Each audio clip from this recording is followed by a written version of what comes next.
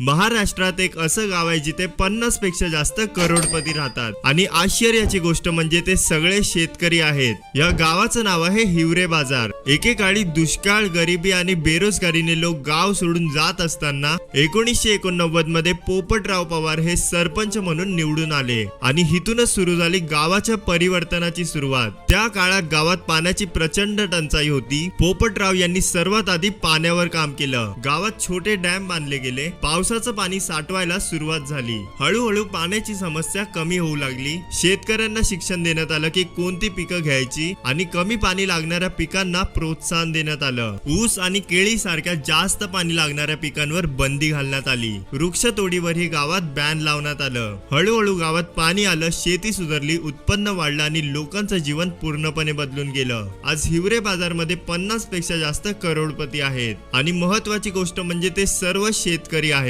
एकेकाळी दुष्काळासाठी ओळखला जाणारा हिवरे बाजार आज संपूर्ण देशासाठी एक आदर्श गाव बनला आहे।